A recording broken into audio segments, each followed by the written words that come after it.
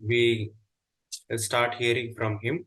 I would like to give a brief introduction about Sri Srinivas Satyapriya Das ji. He was actually born and brought up in Mumbai, and he afterwards he graduated from engineering in 2014.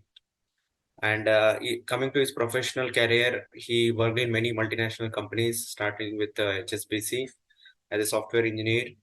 And at present, he's working at ThoughtWorks, Hyderabad. And presently, he lives in Hyderabad with his family and son.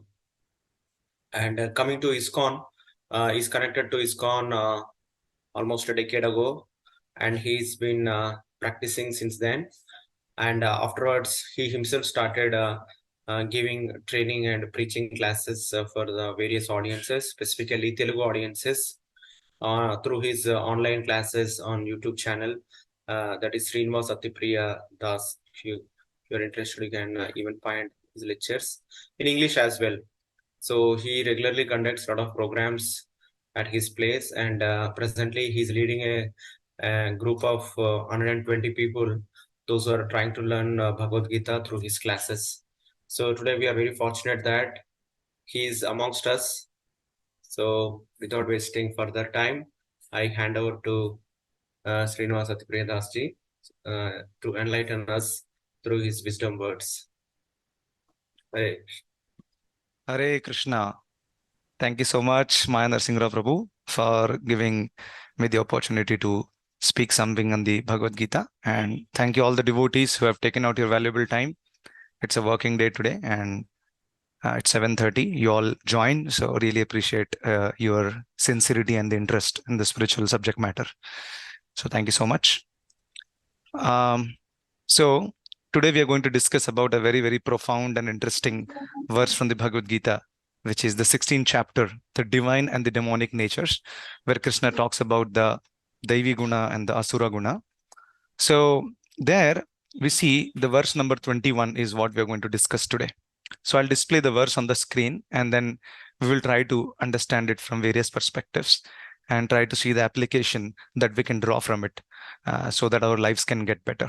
Okay, so feel free to stop me in between if you have any questions or any clarifications needed. Yeah, thank you. So I'll start with a short prayer and then we will move ahead. So I request all to pray along with me. You don't have to unmute, but you can pray. Om Namo Bhagavate Vasudevaya. Om Namo Bhagavate Vasudevaya. Om Namo Bhagavate Vasudevaya. Om Ajnanatimirandhasya Jnananjanashalakaya Chakshurunmilitam Yena Tasmai Shri Gurave Namaha. Shri Chaitanya Manobhishtam Sthapitam Yena Bhutale Swayam Rupa Kada Mahyam Dadati Swapadantikam. Namo Vishnupadaya Krishna Presthaya Bhutale Srimate Bhakti Vedanta Swamin Niti Namine. Namaste Saraswate Deve Gauravani Pracharine Nirvishesha Shunyavadi Paschatya Deshatarine. Jai Shri Krishna Chaitanya Prabhu Nityananda Shri Advaita Gadadhara Srivasadi Gaura Bhakta Vrinda. Hare Krishna Krishna Krishna Hare Hare Hare Rama Rama Rama Hare Hare. Hare Krishna. Welcome all the devotees one more time. So we will start with this verse 16.21 from the Bhagavad Gita. And I'll request all the devotees to please interact. I'm going to ask a few questions as we go on for the next 50 minutes or so. So feel free to interact and share your thoughts in the interim. Thank you so much. Is it okay now? Yes, fine. Okay, thank you. I'll recite one more time. Trividham narakasyedam dwaram nashanamaatmanah kamah krodhastatha lobhas tasmad etatrayam tyajet. Yeah, somebody can go ahead and recite once. Yeah, Prashant Prabhu, you have raised your hand. Go ahead, please. Thank you.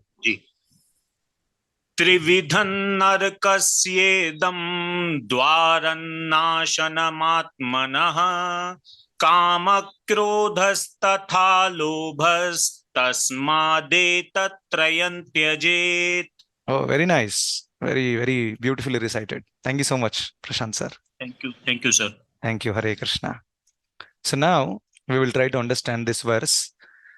So what's happening here? Krishna is telling Trividham Narakasyedam. So we'll try to understand the words and the meanings over here.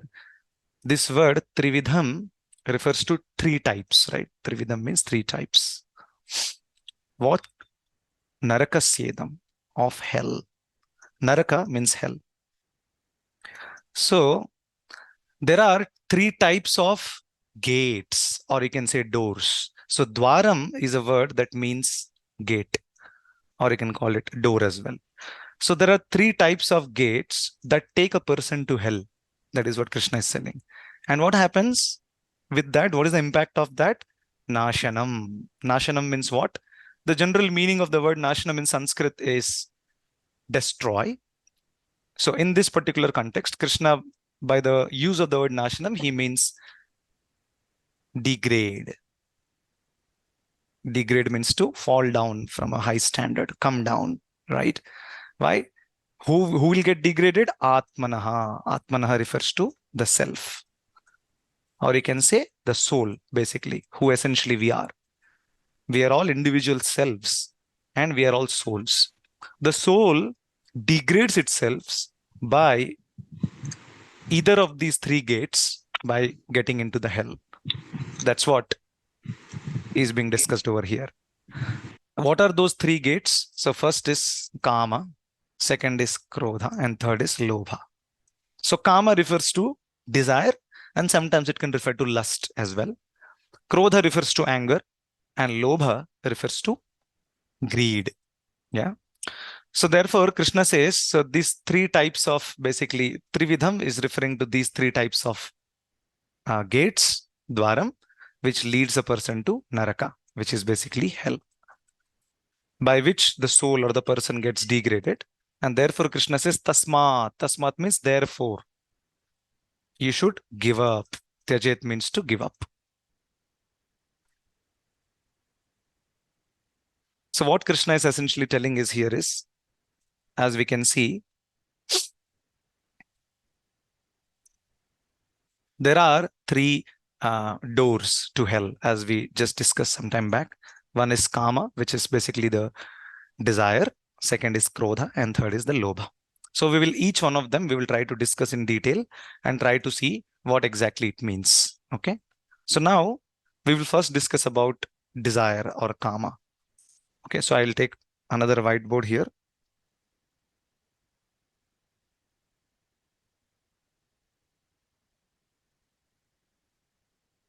Now, the general understanding of desire is basically we are wanting something. We want to have something by which we might want to enjoy or do something. Okay. Now, desire itself is not bad. Krishna doesn't say give up desires altogether. Okay. So we need to understand that when there are desires, okay, so one extreme of the pendulum is that just don't have any desires, just become zero, no desires at all. Okay. And the second extreme is to just fulfill all desires, whatever is coming in your mind, whatever is coming in your thought. जितने भी desires है सब कुछ fulfill कर लो, कुछ भी छुपा के रखने की जरूरत नहीं है. You know, we sometimes hear these kind of things. You know, don't try to suppress, just do it. You know, these are the various slogans that we keep hearing. Just do it. Actually, both are extremes of the pendulum. Krishna gives us a very balanced approach in the between. What is that? Krishna says that desire itself is not wrong. Why? A very common sense, because we are all souls, we are all individual persons. We are not a bunch of wood or rock or something, right? We are a person. Person means personality. Personality means there is desire. So because we are all souls, it is the innate tendency of the soul to desire. And therefore we cannot be desireless. And even if you think of desiring, now, if somebody says that, you know, I just want to become completely desireless, just become completely desireless. This itself is a desire, isn't it?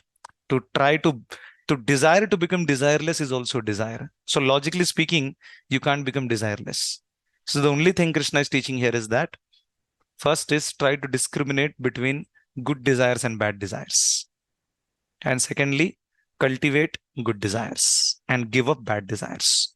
So these are the 2 points that we need to learn here. First is to discriminate between good desires and bad desires. Now, how to discriminate? Can we have some examples? Now, for example, we all have desires, right? We have a body, our body needs certain things. For example, food. If you're feeling hungry, so you have a desire to eat, isn't it?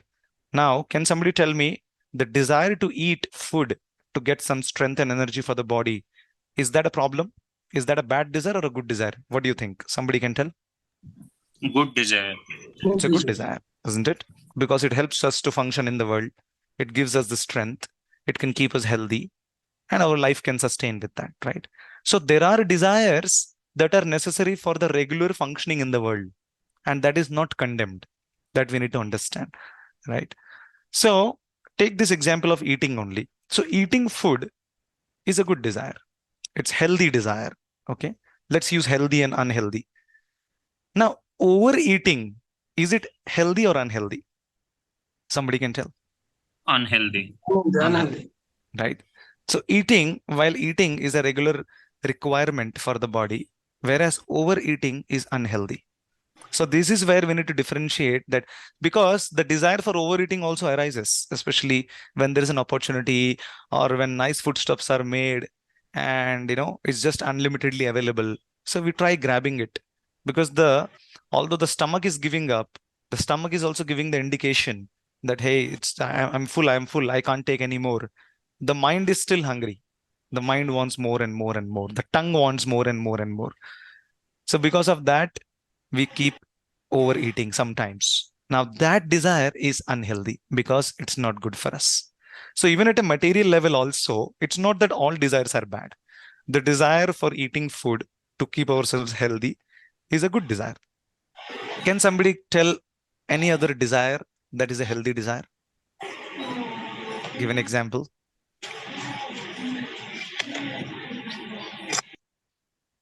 Okay, I'll give. So earning money for basic needs, Prabhuji. Yeah, basic needs. Let's say sleeping, for example. Let's say you have been working hard since morning till night. Now, what is the desire at night? You want to sleep, correct? I want a peaceful sleep, switch on my fan, AC, and I just want to peacefully sleep. This desire is a good desire. But then we take the extreme of this, oversleeping is a bad desire, isn't it? Oversleeping is an unhealthy desire, right? So the basic needs have to be fulfilled. The desire for the basic needs is not a problem. For example, another example could be desiring for a good health. मुझे अपनी तंदुरुस्ती जो हमारा स्वास्थ्य है उसको अच्छा रखना है, तो I might go for exercise, I might go for yoga, I might go for walking and etc. I might have diet restrictions so that I can keep my health good. I will not take too spicy items or too much oily items and etc. etc. There is a desire for keeping my health good so that my body is in a good state. That's a very healthy desire, isn't it? That's nothing wrong. Trying to desire for the well-being of our family members is also not a bad desire. It's a healthy desire. So this is not condemned as such. Okay. And these don't have to be given up. For especially, let's say, somebody who is a householder, a grihastha, has to take care of the family also. So along with his own well-being, the grihastha will also think and work upon the well-being of the other family members. And that desire is also a healthy desire, right? So what happens? What are unhealthy desires? That is where we go to the extremes and try to forget the real goal of life. So when I talked about the desires that we need for functioning in the world, we need to understand that their only goal is functioning in the world. That's it. But life is much more than functioning, right? Functioning is just to carry out our day-to-day things. But life is much more than that, right? We are all souls. We are part and parcels of God, Krishna. And our goal of life is to go back to Him, develop love for Him, right? So that way, the real goal of life shouldn't be forgotten. And the desire for that goal is the highest desire one can have. Although other desires are required for the functioning purposes. But the real spiritual desire that I want to go back to God because that is where I belong to, that is where I have come from. That is the highest desire that one can have. So we need to cultivate spiritual desires also. Along with the routine desires that we have, we can cultivate spiritual desires. So spiritual desires are extremely healthy, right? Because we as souls are all coming from the spiritual world, and our ultimate destination is go back to the spiritual world. So therefore, the spiritual desire to practice spirituality, to learn scriptures, to associate with saintly persons, to visit temple, to live a very, sattvic life, simple life, and etc., is really, really a very good desire that one can cultivate.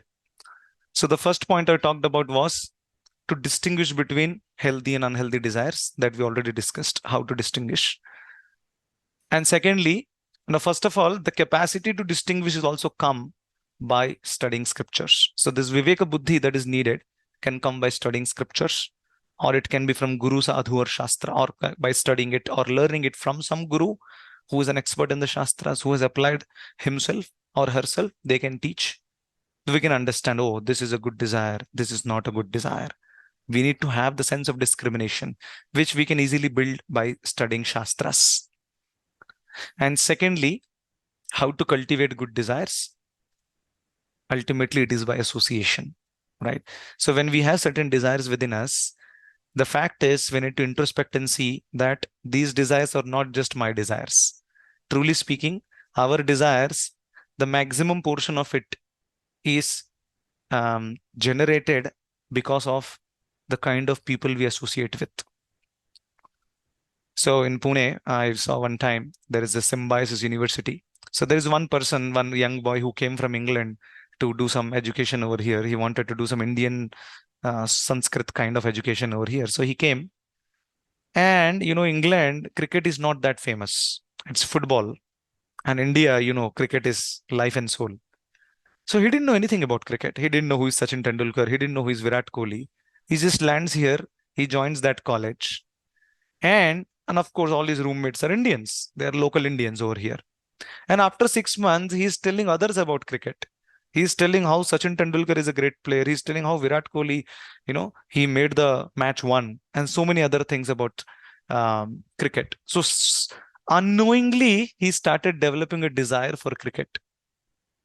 He didn't actually come to get a desire for cricket or learn cricket. He came for something else. But because of association, the desire got generated. What is that desire? The desire to watch cricket, the desire to tell about cricket. It got generated because he was associating with students or people who were cricket fans. And because they were always discussing about cricket, this boy who was associating, unknowingly, he developed that desire. So similarly, whatever desires a person has, it is primarily because of the association that we are right now in. So as it goes for anything, the same applies for spirituality as well. In order to develop spiritual desires, we need to associate with spiritually minded people. That's a very straight formula that works very nicely. So these satsang programs, right? Wherever there are some classes going on, just like, for example, you all attended this class. It's a spiritual class, isn't it? And the people who have joined here are spiritually minded people. And therefore, in the association of such spiritually minded people, we can develop spiritual desires, right? Knowingly or unknowingly. And that's a good thing, right? Therefore, we need to take regular association of devotees. That becomes a very, very key ingredient over here. That we associate with devotees, we take knowledge from them, we take inspiration from them. Yeah, we inquire, we ask questions, we clarify our doubts, we study the scriptures nicely. Thereby, we can develop our discriminatory power through scriptural intelligence. And then at the same time, by associating with devotees, we can develop spiritual desires. Okay, so this way, the desire element can be handled. So any questions so far with respect to desires or whatever we discussed? Or any comments, anybody? So just a small doubt. Yeah, please. We discussed that in every person have that desire. At the Correct. same time, same kind of minded devotee-minded people we are engaged here. But our mind every time rotate here and there. How we can describe that ourself is a devotee. For example, myself, I'm sitting here in this class, but my mind now searching for some other things. Okay. So when I think about that, myself, I'm what is that? I degrade myself in such way. Also, I'm thinking in that when I heard that I am a devotee, but I don't have that quality. And when I associated in the devotees team, I feel in that way. How I can try to come out? Okay. Good question. Thanks for asking. So we need to understand that when we talk about desires, we have our own past conditioning also. We are coming from a certain background. And also we have our conditioning that we have carried forward from our past life. And at the current moment, definitely we are trying to overcome that condition and try to develop spiritual desires and etc. But we have to be realistic. We don't have to think that it is going to be a very quick journey. It's a gradual progress. Just like a small child, he grows very gradually. The growth is not very tangibly seen. If you check every day whether he's growing or not, whether he's growing or you will not observe any growth as such. But over the period of time, when you compare the child, how he was 1 year ago and how he is now, you'll see a tremendous difference. Similarly, when we are on the path of spirituality, the transformation and especially the inner transformation is a gradual process. And therefore, we have to be very patient. Utsahat, nischayat, dhairyat. So we need enthusiasm at the same time. We need determination, but we have to be very, very patient because it will take some time. It is a gradual process. And the process is working out. There is no doubt. We see that over the number of months or over the number of years, we will basically recognize the difference. So it is all right. The mind's nature by default is to go here and there. Arjuna also expresses the same concern. Chanchalamhi manah Krishna pramathi balavadridham tasyaham nigraham manye vayoriva sudushkaram. Arjuna told the same thing, that it's so flickering. And then a person like Arjuna, a very disciplined person, a very disciplined Kshatriya, a great devotee of the Lord, he himself is expressing and acknowledging that, my mind is not in my control. It is so restless. But Krishna says, Abhyasena tu kaunteya vairagyena cha grihyate. Abhyasa means to practice. Now, practice is not a one-day deal or a one-month deal. Practice is a lifelong deal. We need to understand that. So, therefore, it's not that there is a static state that we will achieve. Okay, now my mind is in control. There are no more desires, no more material desires, only spiritual desires. It's not a static state. It's a continuous effort, just like we need food every day to survive. It's not that I will 10 दिन का खाना मैं एक साथ खा के रख लूंगा, अगला 10 दिन खाने की जरूरत नहीं. It doesn't work like that. You have to eat every day. Similarly, the practice to control the mind, the practice of developing spiritual desires, the practice of subsiding material desires is a daily affair and it needs to be practiced. That's why Krishna uses the word abhyasa. Abhyasa means practice. And secondly, Krishna also says vairagya.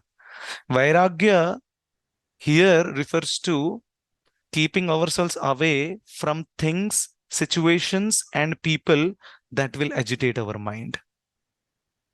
So there would be things that can agitate, there could be people that can agitate, there could be situations that can agitate our mind, thereby reducing the chances of us to develop or live our spiritual desires, or maybe pop up more material desires.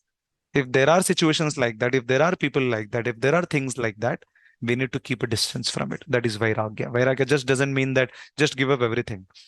Give up anything that is not favoring you or favorable for your spiritual growth. That needs to be given up, or we have to distance ourselves from that. So if we do this consistently over the period of time, we will slowly develop that stage where we are filled with spiritual desires. Okay, Prabhu, does that help you?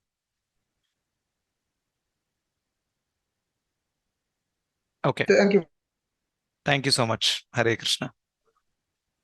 Any other questions, anybody over here with respect to desires? Okay, so we will move ahead now. Now, secondly, we'll talk about anger now. So first we discussed with 3 gates, right? The first was the kama. Kama means desire or lust. Second was the anger.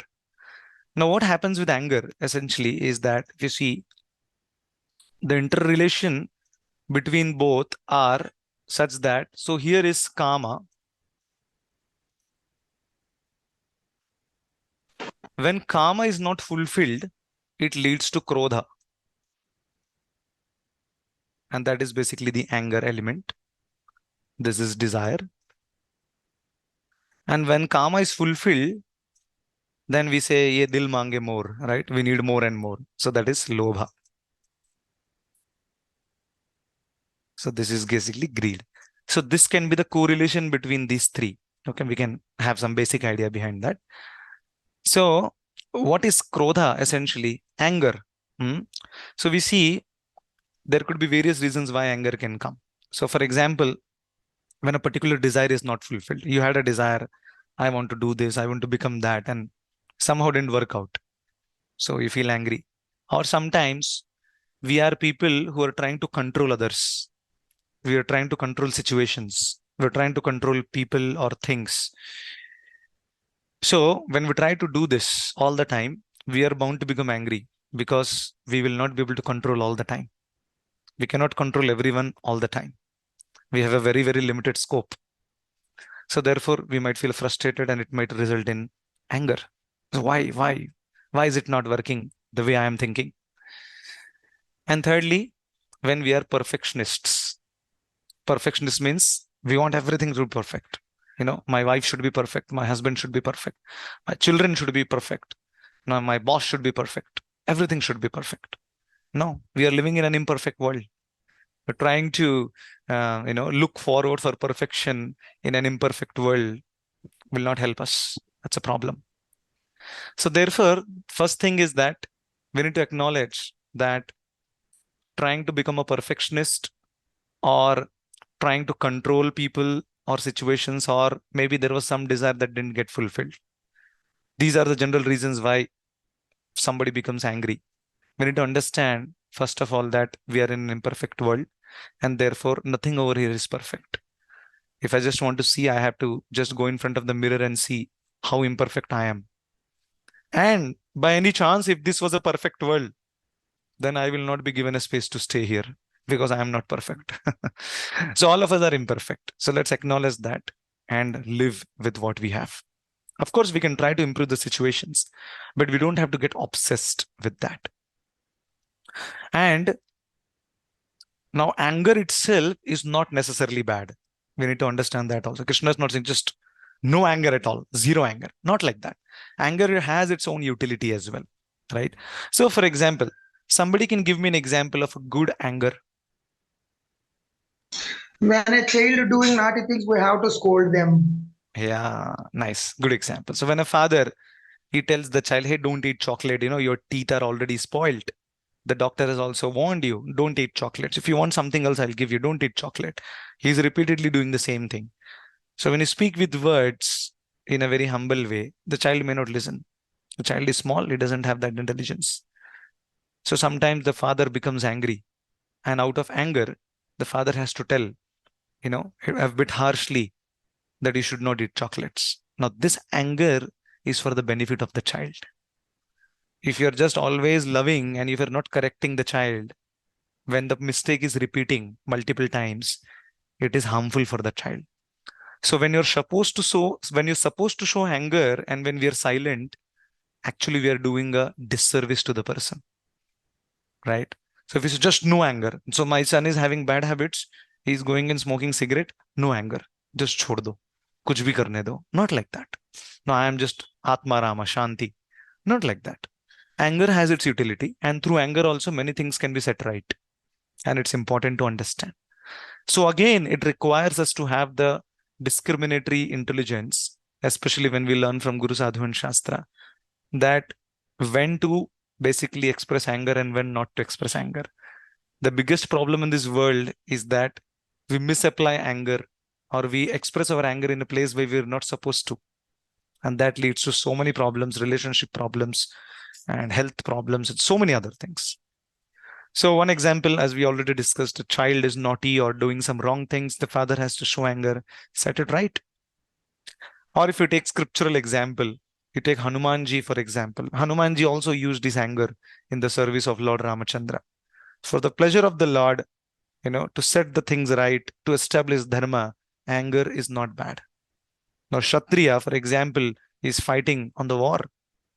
So, of course, you have to have that vigor in you that, oh, I will kill this person. That is how you will fight. If you are completely sattvic, you cannot lift your weapon and kill anybody, right? You need some Rajoguna to fight, right? And anger is a sign of Rajoguna. But that can be utilized in a proper way also. Just like Arjuna killed so many people on the battlefield, but that was for the higher purpose. That's what was to re-establish dharma. That was because Arjuna was following Krishna's instruction. So that is a good anger in one sense, right? So that way, anger has its utility as well. Now, if you see, what is inappropriate anger? Can somebody say, give an example of inappropriate anger?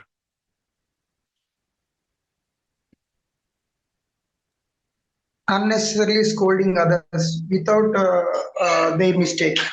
Yeah. So now I'll ask you a question. Why would somebody unnecessarily scold someone? What could be the various reasons? They feel that they are right. Okay. That's one thing. They feel that they're right. Okay, I'm scolding this person and then I feel that I am right. And many times it also happens that we have our own, pressure cooker inside. We are burning with our own tensions and the anger has to come out. And sometimes we victimize somebody and show our anger on them. Right. I saw at one place in the news, the father, he had so many issues and tensions and etc. He would come home and he would beat his wife and children. He wanted to express his anger somewhere and he will victimize them. Correct. That can also be one thing.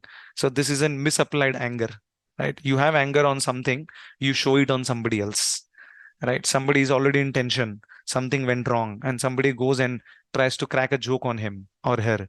That person becomes immediately angry. It was not a very big insult as such, but then he was already angry, but you came in the scenario and then immediately he shows anger on you. So this is misapplied anger. So therefore, we need discriminatory intelligence to understand where to show anger and how much to show anger. That is also important, right? So we'll take an example from the Shastras. Now, Dhruva Maharaj, for example, he also showed anger at one place. Can somebody tell me where? Which was very inappropriate. Anybody? Yaksha. Yeah, Yakshas, right. So the Dhruva's brother Uttama was killed by a Yaksha. So Dhruva could have went and fought with that Yaksha and killed. But Dhruva became so angry. I mean, it's of course natural that if somebody kills my brother, I'll feel angry. But then anger doesn't have to be misappropriately applied in the sense that he started going there and tried to kill all the Yakshas. I will wipe out the Yaksha Jati itself. That was his mission, which is misapplied anger. Okay, he could have gone and fought with the Yaksha. Hey, how you killed my brother? Come on, I challenge you. Let's fight. That would have been reasonable Kshatriya fight. But trying to kill others and all the Yakshas, whether others were not involved in the picture, that is misapplied anger. So therefore, Swayambhu Manu, his grandfather, had to come into the picture and tell him, so you should not do this. This is not right. You shouldn't be harming all the Yakshas and like that. Then he changed his opinion. So that way, from the Shastras we can learn, or from the Guru we can learn. So in that particular situation, for Dhruva, Swayambhu Manu acted as a Guru. He told him, because Dhruva Maharaj himself was unable to discriminate whether this is the right thing or wrong. He came under the grip of anger. But then Swayambhu Manu corrected him, saying that no, this is not the right thing. This is not the right place to show anger, and to this extent, that's not right. So Dhruva changed his opinion and accepted it. So that way, we can actually learn from the scriptures and then learn from devotees around us, gurus around us who can teach us, right? We can take some guidance, we can take some opinions as to know, is this the right way to deal with this situation? Is showing anger in this situation worth or not? So this is a training again. It's not that it will come overnight or something. It's a training and we need to all learn it. Yeah. So that way anger has its own effect when used properly and improperly.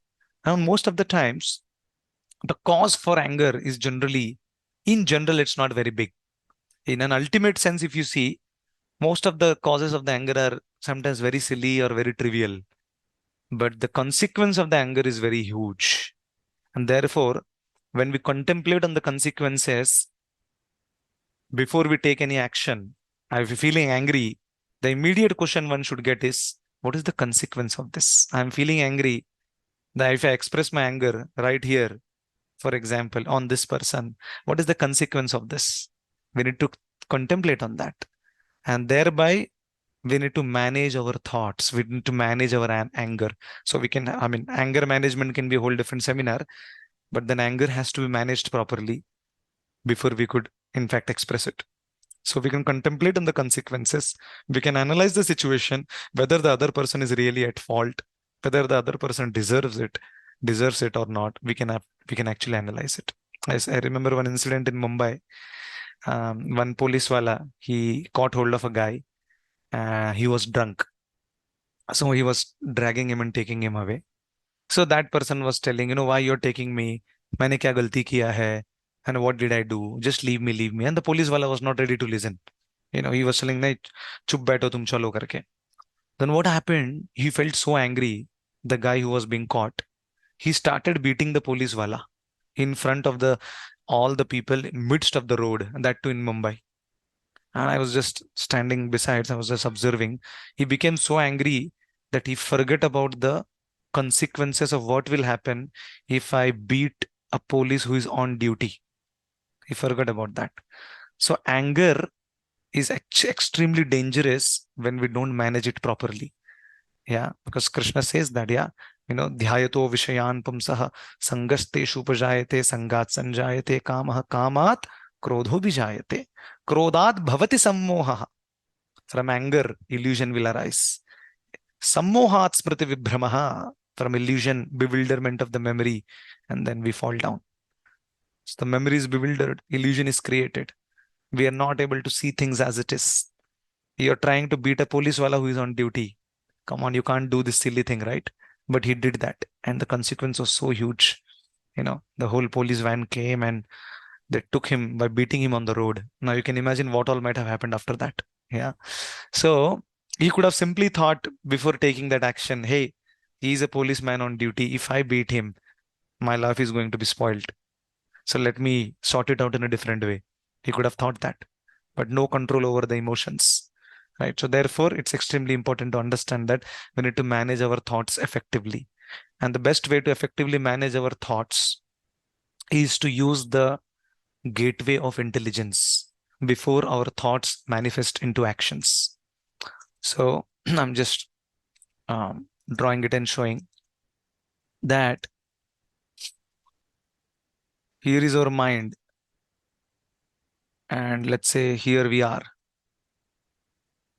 Now there are many thoughts that will come, but we also have intelligence. Okay, let's say this layer is intelligence. And let's say you have thoughts, thought 1, thought 2, and thought 3. Whenever a thought comes, before the thought manifests or becomes into an action, it should pass through the gateway of intelligence. And only then we should take that action. Now, this intelligence has to be spiritually trained. Otherwise, it is of no good use. With spiritual values, moral values, devotional values, when we train our intelligence by proper shastric study, by studying and hearing, reading scriptures, then the intelligence becomes strong. If the intelligence is strong, then what will happen? Every thought that is coming will have to, go through this gateway of intelligence. And in the intelligence itself, this layer itself, we can identify this thought is actually not good. Let's say if that person had sufficient strong intelligence, spiritual intelligence, then the thought came, this police wala is doing too much. I'm going to beat him now. I'll show my power to him. What does he think about himself? Now, intelligence would have suggested, hey, this is not the place to show your power. You might beat him physically, but your life will be spoiled after that. So don't show your power here. In front of police wala, it is better to behave in a humble way. So just fold your palms and say, "Mujhe chhod dijiye, galti ho gaya." He will leave you. That is intelligence, right? He could have handled it in that way. So, but then unfortunately, what happens most of the times Intelligence is somewhere hidden inside, and the mind has overtaken the intelligence, which means that any thought that comes before it becomes into action, there is no role of intelligence only. There is no check only. It just becomes an action. Man mein aaya, kar diya. Muh mein aaya, bol diya. That's it. It is a very, very terrible stage. So we need to nourish our intelligence. We need to strengthen our intelligence. So intelligence is like the watchman that will keep a watch on every thought that is popping up. Let's say a lusty thought pops up by looking at somebody. Immediately the intelligence should become alert. Hey, you're not supposed to think like that. She's your mother. Every lady is your mother. Yeah, this is matruvat paradareshu. That kind of a thought can come. So lusty thoughts can be controlled like that. But then intelligence has to be strong. If the intelligence is weak, then one thought triggers, and from that one thought, there is a chain of thoughts that come, and we are somewhere in Switzerland dancing.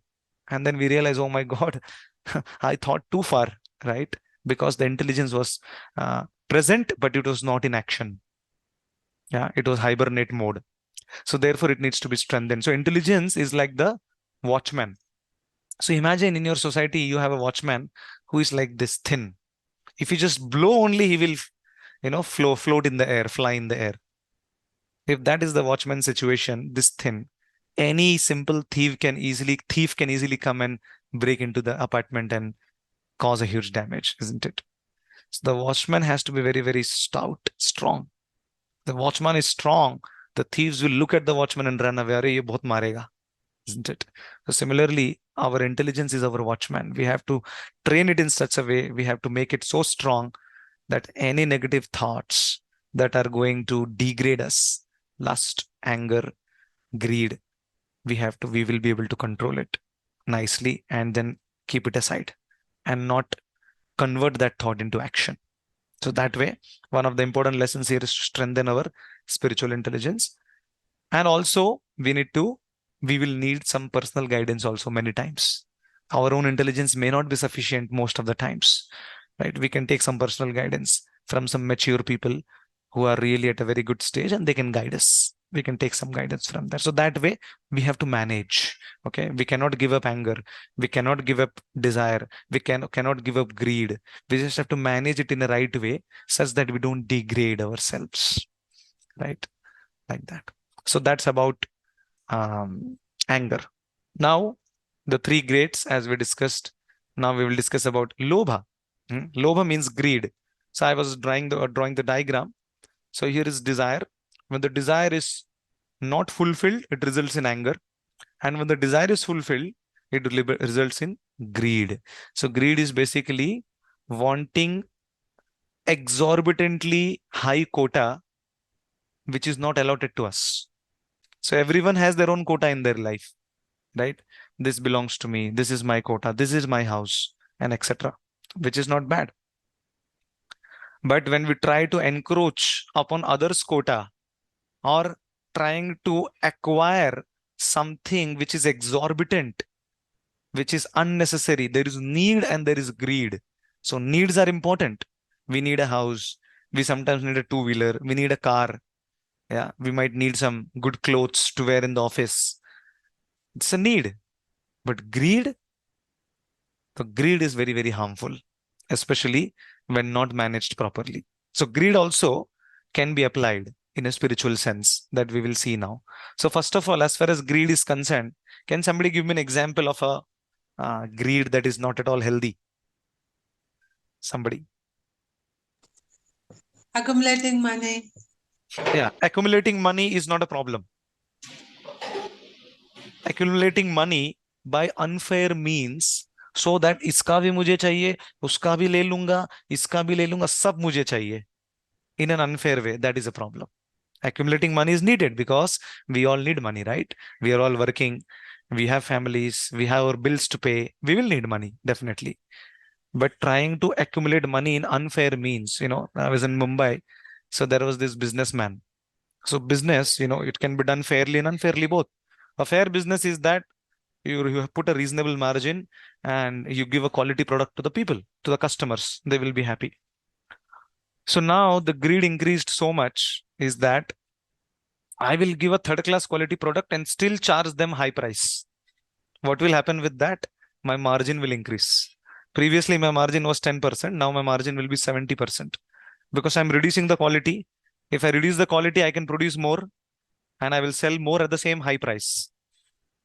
This is greed. Immediately cheating is involved. So there is a quota of 10% margin which you are supposed to receive. Take it. Take it in a fair way.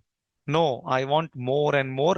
I don't care what happens to the customers. So trying to acquire things at the cost of others is greed. That's one way of looking at greed. At something which is not allotted to your quota, trying to acquire that is greed. Sometimes we see some children, you give some toys to play. They're playing with their own toys. And then they want others' toys also. Tera bhi mere ko chahiye, uska bhi de. If you don't give, he will cry. Sabka toys mujhe chahiye, I will not give it to anybody. It's just an example to demonstrate how greed works. Yeah. So this is greed. Yeah. So intense desire and unlimited desire. Asha, pasha, shatair baddha. Krishna says a few shlokas before you must have seen. I think 16.11 or something. Asha, pasha, shatair baddha. Okay, there is a whole network of desires. That's extreme, going to extreme. That is greed, which is not at all healthy. See, when Krishna talks about desire, anger, and greed leading to hell, what exactly it means? We'll also discuss about that. So, there is one recent news article I was reading. There is one big person, especially in the Hyderabad and other areas. He's very much known for his chemical factory. Okay, I will not name it. So that person has been there since like 3 decades, 4 decades, 5 decades, especially in the Hyderabad area and this area. And he has huge properties in his name. This land, that land. You just name it, it belongs to him. Like that. And recently, that person was put behind the bars. Reason? He did a forgery of signature on some land acquisition. Now you can imagine if you just count his property also, it will be thousands of crores, not 100 or 200. That much amount of money that person has. And for some small land of some 60 lakh rupees or something, he did a forgery. And he's now behind the bars. Can you believe how greed makes a person mad and makes the person do meaningless things? One will laugh at it, just for this small land, you are having thousands of crores just for a small land, you did forgery. It's just so funny, isn't it? So there is no end to greed. Okay. So like that, greed can be very, very negative if we don't recognize it. So now, greed can be good as well. Laulyam ekalam hi moolam, right? So greed can be good. For example, when we have spiritual greed, yeah, I want to learn more and more scriptures. It's a good greed. I'm not satisfied with one shloka of Bhagavad Gita. I want more. I want to go deep. I want to understand. I want to also learn Bhagavatam. I want to learn this and that. This is also greed because you're wanting more and more and trying to go beyond your capacity, which is many times good. This is such a good spiritual greed. I want to serve Krishna more and more. I want to serve the devotees more and more. Okay. So that way we can have spiritual greed, which can be very, very healthy, right? But as far as material it is concerned, material greed is not good at all. So we just need to understand that I will do my hard work, smart work, or a combination of hard and smart work, whatever works out, and get whatever is allotted to me, and try to improve myself and get things, acquire things, accumulate things by fair means, not by cheating others, exploiting others, this and that. Okay, that is a sign of greed. And for example, Duryodhana or the Kauravas, for example, especially it is headed by Duryodhana. So ideally, you could have given 50% to the Pandavas and 50% you would have taken. Ideally speaking, we both deserve it. But then Duryodhana is so greedy that nahi unka bhi mujhe chahiye aur mera bhi mujhe chahiye. So this is greed. And how greed destroys a person. How Duryodhana got destroyed. So two things happens with greed. Is that that person will always be in constant anxiety. There will always be feeling of insecurity. What if I lose it? I have accumulated it with so much hard work, so much cheating I did. I accumulated it. What if I lose it? That can come. And then there will always be anxiety. Yeah, because generally when greed is there and when we acquire, it is always generally through unfair means. When you do things in unfair means, there is always fear of getting caught. That will also be there. Yeah. And the moment you start doing greedy things and acquiring, you will also have more and more enemies. So that even creates anxiety. So although I might have acquired so many things, I am always in anxiety. And the end result is always miserable. And the process, during the process, I am miserable. And towards the end also, I am miserable. From start till end, I am completely miserable. That is how greed works. So therefore, Krishna says, Naraka. So Naraka here can refer to two things. Yeah. So Naraka is something, can be an experience also. The hellish experience you can get in this world itself. Naraka is also a place where somebody can go who has done the wrongdoings and somebody who deserves to be punished. But those who are under the grip of desire, or you can say lust or anger and greed, especially the unhealthy desire, the unhealthy lust, the unhealthy anger, the unhealthy greed, that person will experience hell here itself. That is secondary. The person might go there and experience another hell. Here itself one will end. Because see, the purpose of Bhagavad Gita is ihaloka shanti, paraloka prapti. The Bhagavad Gita is not just promising an another world after death. It is also promising this worldly happiness also. When we say this worldly happiness, you can say there is no happiness in this world. But when one is spiritually inclined, that person experiences spiritual happiness in the material world. So one can be happy in the material world also. How? By acquiring spiritual happiness, by following spirituality. So Krishna says, ihaloka shanti, paraloka prakti. So both are there. While you are practicing bhakti, you can experience that happiness in this world itself. It's not some future dated check. तो आके बाद में मिलेगा आपको. Right away you can experience. ग्राज विद्या राज गुह्यम पवित्रमिदम उत्तमम प्रत्यक्ष अवगमम धर्म्यम सुसुखम कर्तुम अव्ययम. Pratyaksha, you can realize it. Direct experience, direct perception that this is working out for me. I am experiencing peace and happiness. And then Mame Vaishyashi Asamshayaha. Krishna repeats this in many places. That at the end you will come back to me. Until the time you are here, you experience supreme happiness if you follow the spiritual path or the bhakti yoga. So that way, one will experience health in this life itself, in the same place where we are, if we are under the control of anger, desire, and greed. So therefore, by practicing bhakti yoga, by doing a very nice sadhana, like chanting the Hare Krishna Maha Mantra, reading scriptures, associating with the saintly people, the influence of the anger, desire, lust, and greed will reduce.